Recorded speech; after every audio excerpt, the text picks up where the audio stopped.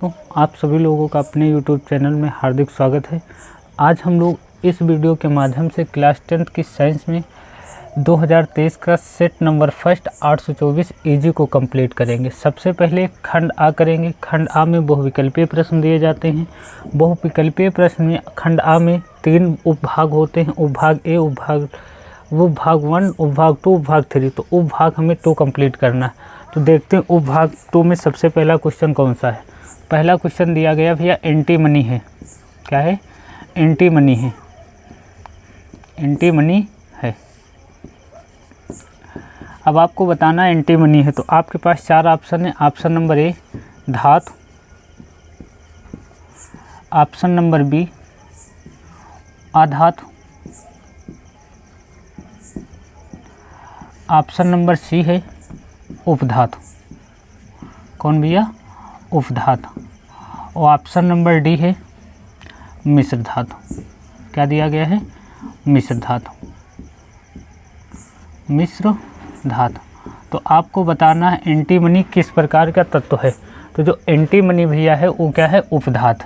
तो इसका ऑप्शन कौन सा सही हो जाएगा? Option number C. लेकिन हमें सब ऑप्शन के बारे में जानना है कि ऑप्शन धातु किसे, मतलब आप धातु किसे कहते हैं, अधातु किसे कहते हैं और मिश्र धातु किसे कहते हैं। तो सबसे पहले हम लोग देख लेते हैं धातु किसे कहते हैं। तो धातु के बारे में या धातु की परिभाषा लिखी जाए तो धातु वे तत्व होते हैं जो इलेक्ट्रॉन को त्याग करके धनायन बनाने की क्या रखते हैं? प्रवृत्ति रखते हैं। तो धातु क्या होते हैं? इलेक्ट्रॉन त्याग कर क्या बनाने की प्रवृत्ति रखते हैं भैया? धनायन बनाने की प्रवृत्ति रखते हैं। तो वो क्या कहलाती हैं? धातुएं कहलाती हैं। अगर जो कोई तत्व है इलेक्ट्रॉन को त्याग करके धनायन बनाने की प्रवृत्ति रखे तो वो क्या कहलाएंगी? धातु कहलाएंगी।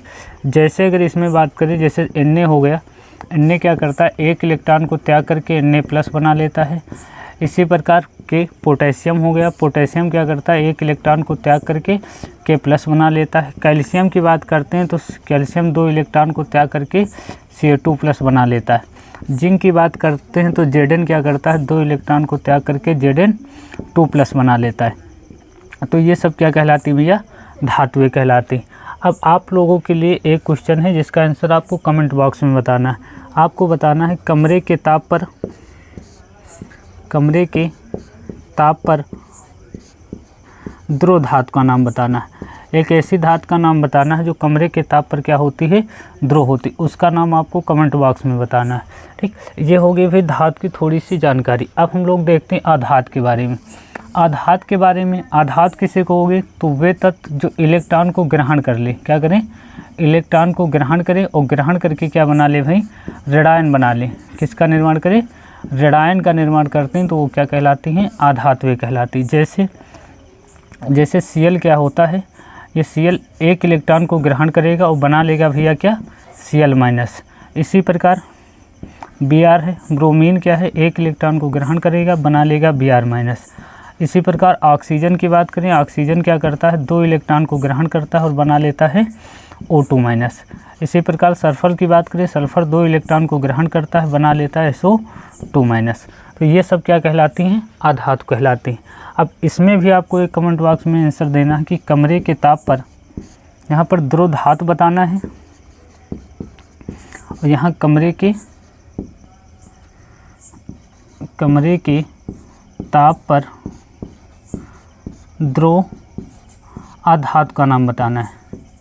ऐसी अधातु का नाम बताना है जो ध्रुव अवस्था में पाई जाती। ठीक, मिश्र धातु की बात करते भी हम। मिश्र धातु किसे कहते हैं? तो जब 2 या 2 से अधिक धातुओं को आपस में मिलाओगे तो एक समांगी मिश्रण का निर्माण करें तो उन समांगी मिश्रण का नाम क्या दे दिया जाता है? मिश्र धातु। 2 धातुओं का समांगी मिश्रण। धातु मिला लो, 2 धातुएं हों, धातु प्लस का धातु, दोनों मिला करके किस प्रकार का मिश्रण बनाएं? समांगी मिश्रण बना लें। समांगी मिश्रण। तो उन समांगी मिश्रण का आप नाम क्या दे दोगे? मिश्र धातु। एक मिश्र धातु का नाम बताना है तो एक मिश्र धातु का नाम है भैया पीतल। क्या है?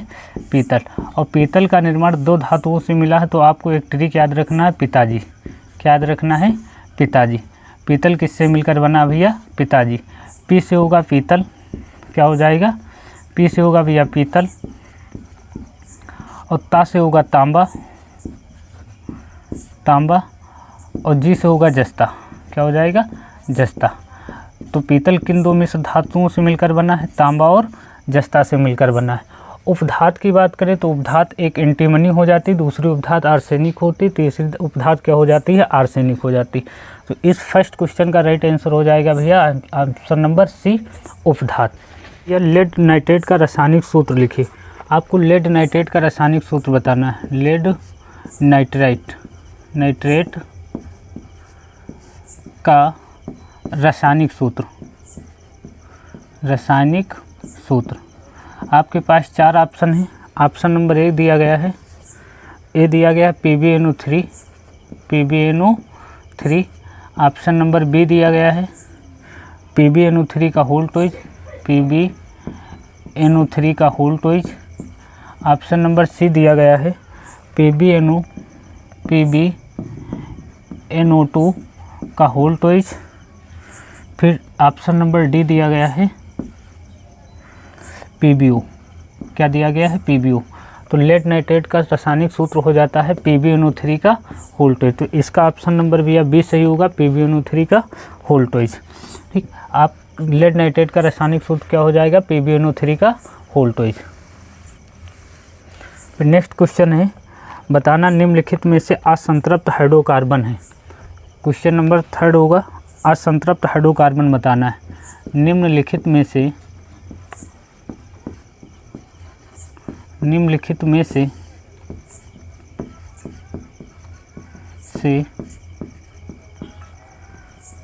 असंतृप्त हाइड्रोकार्बन है। असंतृप्त हाइड्रोकार्बन है। असंतृप्त हाइड्रोकार्बन है। तो इसका पहला ऑप्शन नंबर ए हो जाएगा C2H6। ऑप्शन नंबर बी हो जाएगा भैया C2H4। ऑप्शन नंबर सी हो जाएगा CH4। ऑप्शन नंबर डी हो जाएगा भैया C3H8। तो आपको बताना असंतृप्त हाइड्रोकार्बन। तो सबसे पहले हम लोग हाइड्रोकार्बन के बारे में जानते हैं, तब ऑप्शन पर टिक करते हैं। अगर हाइड्रोकार्बन की बात करें, किसकी बात करते हैं हम लोग? हाइड्रोकार्बन की। तो हाइड्रोकार्बन आपको होगी किसे? हाइड्रोजन और कार्बन से बने यौगिक जो होते हैं वो क्या कहलाते हैं? हाइड्रोकार्बन। हाइड्रोजन से बने हो और किससे बने हो? कार्बन से बने यौगिक क्या कहलाएंगे? हाइड्रोकार्बन कहलाएंगे। हाइड्रोकार्बन 2 प्रकार के होते हैं, एक संतृप्त हाइड्रोकार्बन होता है, संतृप्त हाइड्रोकार्बन, और दूसरा होता है असंतृप्त हाइड्रोकार्बन। संतृप्त हाइड्रोकार्बन और दूसरा हो जाएगा भैया असंतृप्त हाइड्रोकार्बन। इसे बोलोगे संतृप्त हाइड्रोकार्बन, असंतृप्त हाइड्रोकार्बन। असंतृप्त हाइड्रोकार्बन। संतृप्त हाइड्रोकार्बन किसे कहोगे? तो संतृप्त हाइड्रोकार्बन ऐसे हाइड्रोकार्बन जिनमें कार्बन कार्बन के बीच क्या होता है? सिंगल बंध बनता है। अगर कार्बन कार्बन के बीच सिंगल बंध बने तो उसको नाम दे देते हैं हम लोग संतृप्त हाइड्रोकार्बन। अगर कार्बन कार्बन के बीच डबल बंध बन रहा है या फिर कार्बन कार्बन के बीच ट्रिपल बंध बन रहा है तो उस प्रकार के हाइड्रोकार्बन क्या कहलाते हैं? असंतृप्त हाइड्रोकार्बन कहलाते हैं। संतृप्त हाइड्रोकार्बन के अंतर्गत हम लोग एल्केन श्रेणी को रखते हैं। किसे रखा जाता है? एल्केन श्रेणी को रखा जाता है। असंतृप्त हाइड्रोकार्बन के अंदर एल्कीन श्रेणी और एल्काइन श्रेणी को रखते हैं। एल्काइन श्रेणी को रखते हैं। एल्केन श्रेणी का सामान्य सूत्र होता है CnH2n प्लस का 2। एल्केन श्रेणी का सामान्य सूत्र होता है CnH2n। एल्काइन श्रेणी का सामान्य सूत्र होता है CnH2n माइनस का 2। ठीक, अब हाइड्रोकार्बन की अगर बात करें तो हाइड्रोकार्बन हाइड्रोजन और कार्बन से बने यौगिक हाइड्रोकार्बन कहलाते हैं। ये 2 प्रकार के होते हैं, एक संतृप्त हाइड्रोकार्बन होता है, दूसरा असंतृप्त हाइड्रोकार्बन होता है। संतृप्त हाइड्रोकार्बन किसे कहेंगे? कार्बन कार्बन के बीच अगर एकल बंध बन रहा है तो ये संतृप्त हाइड्रोकार्बन कहलाएगा। इसके अंतर्गत हम एल्केन श्रेणी को रखते हैं। एल्केन श्रेणी का सामान्य फार्मूला होता है CnH2n प्लस का 2। असंतृप्त हाइड्रोकार्बन किसे कहेंगे? असंतृप्त हाइड्रोकार्बन ऐसे हाइड्रोकार्बन जिनमें कार्बन कार्बन के बीच द्विबंध या त्रिबंध बनते हैं उसे असंतृप्त हाइड्रोकार्बन कहते हैं। इसके अंतर्गत एल्केन श्रेणी और एल्काइन श्रेणी को रखा जाता है। एल्केन श्रेणी का सामान्य फार्मूला CnH2n होता है। एल्काइन श्रेणी का सामान्य फार्मूला CnH2n माइनस का 2 होता है। अब तरीका कैसे ढूंढना हमें, अगर एल्केन श्रेणी आएगा तो हम हाइड्रोजन की सहायता से चेक करेंगे। ये देखेंगे कि हाइड्रोजन जो है वो कार्बन के 2 गुने से अगर 2 अधिक है तो एल्केन श्रेणी। फिर यहाँ देखेंगे अगर हाइड्रोजन कार्बन के 2 गुना है तो एल्केन श्रेणी, अगर हाइड्रोजन कार्बन के 2 गुने से 2 कम है तो एल्काइन श्रेणी। अब चेक करते हैं भाई, हाइड्रोजन यहाँ जो दिया गया वो कार्बन के 2 गुने से कितना भैया है, 2 अधिक है, तो ये हो जाएगा एल्केन श्रेणी। कौन सी श्रेणी हो जाएगा, एल्केन श्रेणी का सदस्य। यहाँ चेक करते हैं, यहाँ पर जो हाइड्रोजन है वो कार्बन के 2 गुना है, तो ये एल्कीन श्रेणी का सदस्य हो जाएगा। किस श्रेणी का सदस्य होगा, एल्कीन श्रेणी का। यहाँ जो हाइड्रोजन है कार्बन के 2 गुने से 2 अधिक है, तो ये एल्केन श्रेणी का सदस्य। यहाँ भी हाइड्रोजन जो है कार्बन के 2 गुने से 2 अधिक है, तो भी ये क्या हो जाएगा, एल्केन श्रेणी का सदस्य हो जाएगा। अब क्वेश्चन क्या पूछा गया, असंतृप्त हाइड्रोकार्बन किसे कहते हैं। क्या पूछा गया है, असंतृप्त हाइड्रोकार्बन किसे कहते हैं। तो असंतृप्त हाइड्रोकार्बन में कौन श्रेणी आती है भैया, एल्कीन श्रेणी आती है। तो इसका आंसर नंबर कौन सा सही हो जाएगा, ऑप्शन नंबर भैया बी, C2H4। C2H4 किस प्रकार का हाइड्रोकार्बन है, असंतृप्त हाइड्रोकार्बन। अब नेक्स्ट क्वेश्चन देखते हैं।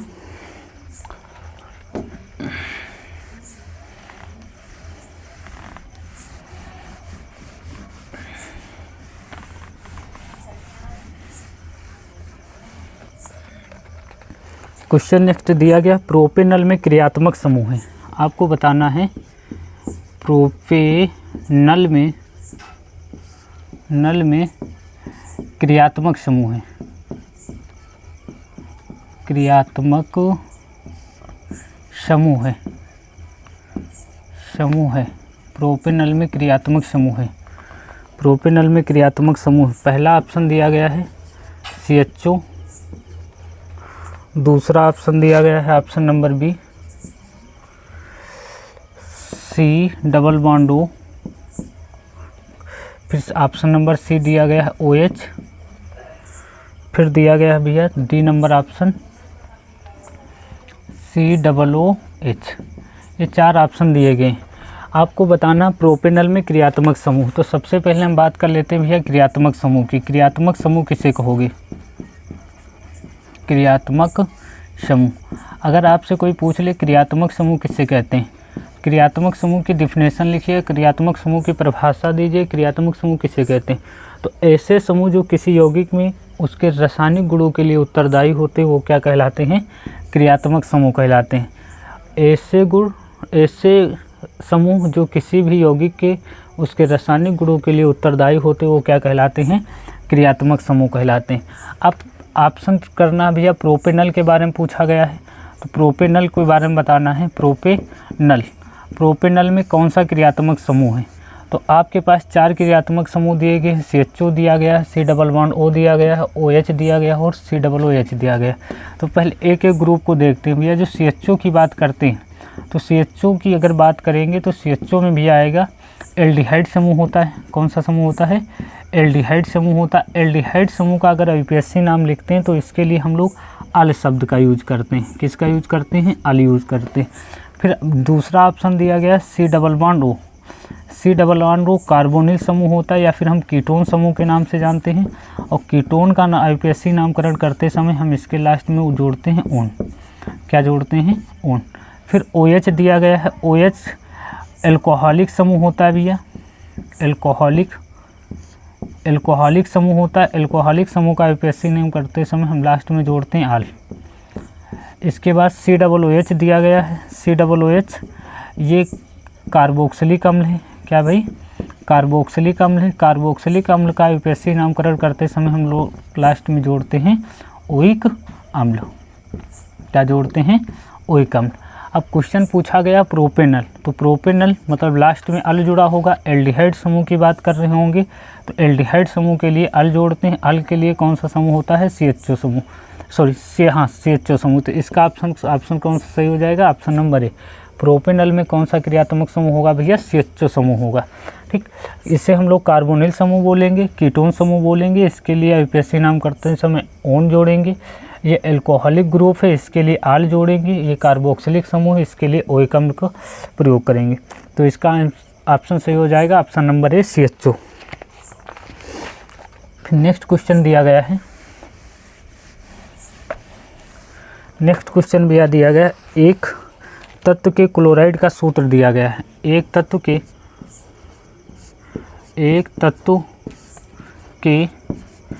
क्लोराइड का सूत्र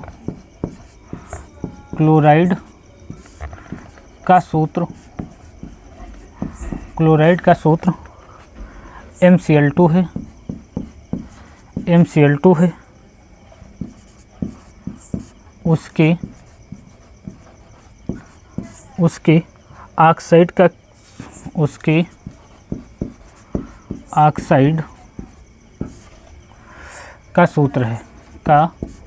सूत्र है। उसके ऑक्साइड का सूत्र है। आपको बताना उसके ऑक्साइड का सूत्र क्या होगा। इसका ऑप्शन ये दिया गया है MO2 और बी नंबर ऑप्शन दिया गया MO, सी नंबर ऑप्शन दिया गया है M2O3 और डी नंबर ऑप्शन दिया गया है M2O। तो आपको बताना है कि एक क्लोराइड है, उसका सूत्र MCl2 दिया गया, तो उसके ऑक्साइड का सूत्र बताना है। तो MCl2 की अगर बात करें तो MCl2 का जो निर्माण हुआ होगा, तो अगर कोई सूत्र का हम निर्माण करते हैं, मान लो सपोज दैट हमें A/B का सूत्र का निर्माण करना है। A और B दो परमाणु दिए गए हैं, इनसे हमको एक सूत्र का निर्माण करना। A की संयोजकता 2 है और B की संयोजकता 3 है। तो हम लोग अगर इसके सहायता से सूत्र का निर्माण करेंगे तो इनकी अगर संयोजकताएँ दी जाती हैं तो संयोजकता को ऊपर लेके हम क्रॉस मल्टीप्लाई इस प्रकार करवाते हैं। अब जैसे इस प्रकार मल्टीप्लाई करवाएंगे तो ये सूत्र बन के तैयार होगा A3B2। ठीक, तो ये हमारे पास सूत्र का निर्माण हो जाता है। अगर ये नीचे दूसरा अगर लिखेंगे, मान लो हमारे पास X है, S की संयोजकता 2 है, Y है, Y की संयोजकता भैया 3 है। तो इसकी सहायता से हमें क्या करना है, सूत्र का निर्माण करना है। तो हम क्या करेंगे, X राइट करेंगे, यहाँ Y राइट करेंगे। अब इनकी संयोजकताओं को ऊपर लिख देंगे। X की संयोजकता 2 है, Y की संयोजकता कितनी है, 3 है। फिर इन संयोजकताओं को हम क्रॉस मल्टीप्लाई करवाएंगे इस प्रकार। जब क्रॉस मल्टीप्लाई करवाएंगे तो संयोजकता को नीचे लिख देंगे X3Y2। तो इनका ये क्या बन के तैयार होगा, रासायनिक सूत्र बन जाएगा। तो अगर MCl2 की बात करते हैं तो MCl2 बना होगा, M की संयोजकता भैया कितनी है, अभी Cl यहाँ है तो M की संयोजकता 2 होगी और Cl की संयोजकता कितनी होगी, 1 होगी। क्रॉस मल्टीप्लाई करवाया गया होगा इस प्रकार। जब क्रॉस मल्टीप्लाई करवाया गया होगा तो M के जगह M के साथ में 1 राइट कर दिया गया और Cl के साथ में क्या राइट कर दिया गया, 2। 1 को राइट किए हो करो या ना करो तो ये बन जाएगा MCl2। तो MCl2 का निर्माण इस प्रकार हुआ होगा। तो आपको बताना कि इसके ऑक्साइड का सूत्र क्या होगा। तो जो M की संयोजकता कितनी दिखाई पड़ रही है, 2, और हमें पता है जो ऑक्सीजन है ऑक्साइड उसकी संयोजकता होती है 2। तो अगर इसके बनाना हम M के द्वारा ऑक्साइड का सूत्र का निर्माण करें तो M आएगा और ये आएगा O। M की संयोजकता 2 हो जाएगी, ऑक्सीजन की संयोजकता भी 2 हो जाएगी। क्रॉस मल्टीप्लाई इस प्रकार करवाएंगे तो बन जाएगा M2O2। इस 2 को सरल कर लेंगे तो ये आ जाएगा MO। तो आप इसके ऑक्साइड का सूत्र क्या हो जाएगा, MO। तो ऑप्शन नंबर आपका कौन सा सही होगा, ऑप्शन नंबर भैया B सही हो जाएगा। तो एक तत्व के क्लोराइड का सूत्र जब MCl2 है तो उसके ऑक्साइड का सूत्र क्या हो जाएगा, MO2। ये हमारे हो गए भैया बहुविकल्पीय प्रश्न। अब हम उपभाग के थ्योरिकल क्वेश्चन को कंप्लीट करेंगे भैया। अब देखते हैं भैया खंड ब उपभाग 2। पहला क्वेश्चन दिया गया, निम्नलिखित यौगिकों के संरचना सूत्र लिखिए। पहला आपके पास यौगिक दिया गया मेथेनल, तो इसका संरचना सूत्र लिखना। मेथेनल दिया गया, लास्ट में जोड़ा गया अल की बात करेंगे तो भैया अल के लिए हम लोग जोड़ेंगे CHO समूह। क्या जोड़ेंगे, CHO समूह। अगर मेथ की बात करते हैं तो अल जोड़ेंगे किसके लिए, अल के लिए हम लोग जोड़ेंगे CHO समूह। ठीक, फिर मेथेन की बात करेंगे तो एक कार्बन, तो इसका जो संरचना सूत्र होगा भैया CH, सिंगल बॉन्ड से H, सिंगल बॉन्ड से H और डबल बॉन्ड से क्या आ जाएगा O। तो ये इसका हो जाएगा संरचना सूत्र। फिर नेक्स्ट की बात करते हैं प्रोपाइन। प्रोपाइन लिखा हुआ तो प्रोपाइन में कौन सा बॉन्ड हो जाएगा, आयन शब्द जुड़ा हुआ है। आयन का मतलब होगा भैया कार्बन कार्बन के बीच ट्रिपल बॉन्ड। कार्बन कार्बन के बीच कौन सा बंध हो जाएगा, ट्रिपल बॉन्ड। और प्रोप जुड़ा हुआ तो प्रोप का मतलब कितने कार्बन से, 3 कार्बन से। तो पहले वाले कार्बन पर ट्रिपल बॉन्ड जोड़ दूँ, ट्रिपल बॉन्ड, और सभी कार्बन के साथ हाइड्रोजन जोड़ दूँ। तो ये इसके साथ में क्या हो जाएगा, ये इसका बन जाएगा संरचना सूत्र। प्रोपाइन है, कार्बन कार्बन के बीच ट्रिपल बॉन्ड आएगा, ट्रिपल बॉन्ड हो गया और सारे कार्बन के साथ क्या हो गए, हाइड्रोजन। फिर पेंटेनोन लिखा हुआ है, पेंटेनोन का मतलब होगा पेंटेन प्लस का ओन, ओन का मतलब होगा कीटोन समूह, कार्बोनिल समूह जुड़ा होगा, सी डबल बॉन्ड ओ। तो पेंटेन का मतलब कितने कार्बन से होगा, 5 कार्बन से, तो 1 2 3 4 और 5। ये ओन का मतलब ओन थर्ड लिखा, तो इसका मतलब जो कार्बोनिल समूह होगा, कीटोन समूह होगा तीसरे कार्बन पर, तीसरा कार्बन ये होगा, तो डबल बॉन्ड के साथ ओ जोड़ दो और सभी कार्बन को सिंगल बॉन्ड के साथ हाइड्रोजन लगा के जोड़ दो। ये इसका संरचना सूत्र होगा।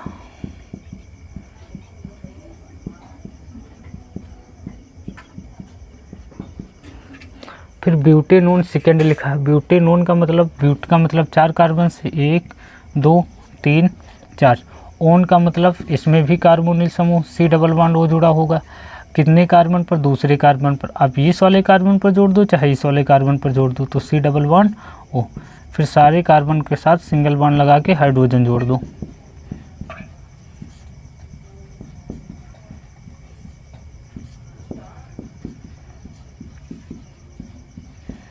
इसका हो जाएगा संरचना सूत्र।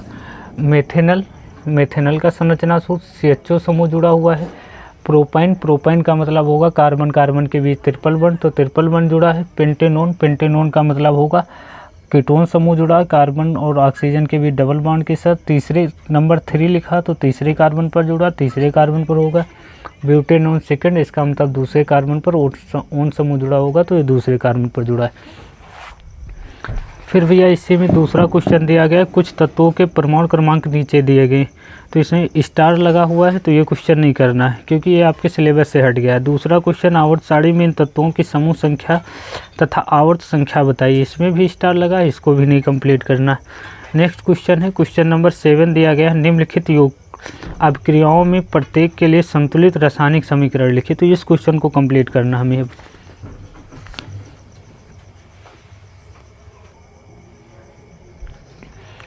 अब देखते हैं भैया क्वेश्चन नंबर 7 क्या कह रहा है, निम्नलिखित अभिक्रिया के लिए संतुलित समीकरण लिखिए। तो पहला क्वेश्चन दिया गया, सोडियम सल्फेट जब बेरियम क्लोराइड के साथ अभिक्रिया करता तो बेरियम सल्फेट बनाता और क्या बनाता साथ में, तो साथ में सोडियम क्लोराइड का निर्माण करेगा। किसका निर्माण करेगा भाई, सोडियम क्लोराइड। तो आप यहाँ लिखोगे क्या, सोडियम क्लोराइड, ये बन जाएगा सोडियम क्लोराइड। सोडियम सल्फेट का फार्मूला होगा भैया Na2SO4 प्लस का बेरियम क्लोराइड का BaCl2, ये दोनों आपस में रिएक्ट करेंगे, बना लेंगे BaSO4 बेरियम सल्फेट और प्लस का बना लेंगे 2NaCl, तो ये संतुलित समीकरण प्राप्त होगी। जब मरकरी, दूसरा क्वेश्चन दिया गया है, मरकरी ऑक्साइड क्रिया करेगा तो मरकरी का निर्माण करेगा और साथ में ऑक्सीजन का निर्माण करेगा। किसका निर्माण करेगा, ऑक्सीजन का, ऑक्सीजन का निर्माण करेगा। अब मरकरी ऑक्साइड का फार्मूला होगा HgO, क्या होगा HgO। जब ये रिएक्शन करेगा भाई HgO तो बन जाएगा क्या, Hg प्लस का O2, तो यहाँ पर हम 2 से मल्टीप्लाई करवा देंगे और यहाँ पर क्या करवा देंगे, 2 से मल्टीप्लाई। फिर जिंक सल्फ्यूरिक अम्ल के साथ अब क्या करेगा, तो जिंक सल्फेट बनाएगा और कौन सी गैस निकलेगी, हाइड्रोजन गैस निकलेगी। कौन सी गैस निकलेगी भाई, हाइड्रोजन गैस निकलेगी। जिंक का प्रतीक होगा Zn और सल्फ्यूरिक अम्ल का प्रतीक होगा H2SO4।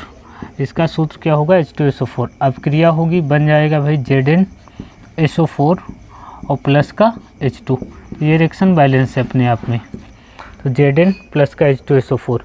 आयरन क्रिया करेगा कॉपर सल्फेट के साथ, तो फेरस सल्फेट का निर्माण करेगा, फेरस सल्फेट और प्लस का कॉपर बन जाएगा सल्फेट।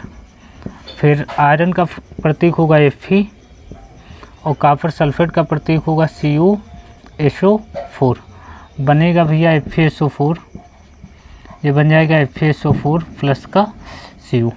फिर कैल्शियम कार्बोनेट क्रिया करेगा या ऊष्मा दोगे तो ये ऊष्मा के द्वारा अपघटित होगा, अपघटन करने पर कैल्शियम ऑक्साइड और कार्बन डाइऑक्साइड बनाएगा, कार्बन डाइऑक्साइड। ऑक्साइड का निर्माण करेगा, कार्बन डाइऑक्साइड का निर्माण करेगा। कैल्शियम कार्बोनेट का फार्मूला होगा CaCO3। इसको जब हीट करोगे, उष्मा दोगे तो टूटेगा CaO कैल्शियम ऑक्साइड और प्लस का टूटेगा CO2 में, कार्बन डाइऑक्साइड में। जिंक की सिल्वर नाइट्रेट के साथ क्रिया करोगे तो जिंक नाइट्रेट बनेगा और साथ में Ag बन जाएगा, मतलब सिल्वर बन के तैयार होगा, यह होगा सिल्वर। जिंक का प्रतीक भैया होगा Zn, क्या हो जाएगा Zn, और सिल्वर नाइट्रेट का प्रतीक होगा AgNO3। जब रिएक्शन करवाओगे तो ये बन जाएगा ZnNO3 का होल टॉइज, NO3 का होल टॉइज और प्लस का बन जाएगा Ag। तो यहाँ पर 2 से मल्टीप्लाई करवा देंगे और यहाँ से 2 पर मल्टीप्लाई करवा देंगे। तो इस प्रकार हमें क्या करना है, रासायनिक अभिक्रिया दी जाएंगी तो संतुलित करना है। ये इसका आंसर हो गया अभी। अब नेक्स्ट क्वेश्चन करना है, इसका अथवा क्वेश्चन करना है। आप चाहे ये क्वेश्चन करना है, इसके बाद ये फिर ये नहीं कर पाना तो आपको अथवा का जो क्वेश्चन दिया गया है वो करना है।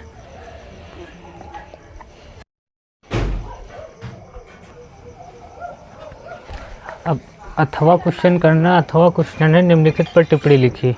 तो निम्नलिखित पर टिप्पणी में सबसे पहला क्वेश्चन हाइड्रोकार्बन की दहन अपक्रिया। अब दहन अपक्रिया किसे कहते हैं, जब हाइड्रोकार्बन को ऑक्सीजन की उपस्थिति में दहन किया जाता है तो कार्बन डाइऑक्साइड और जल बनता है।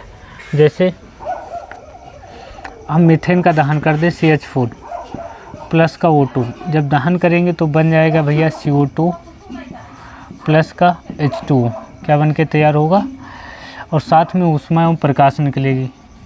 तो इस प्रकार की अभिक्रिया को हम लोग नाम दे देते हैं दहन अभिक्रिया। यहाँ पर 2 से मल्टीप्लाई करवा देंगे, यहाँ पर 2 से।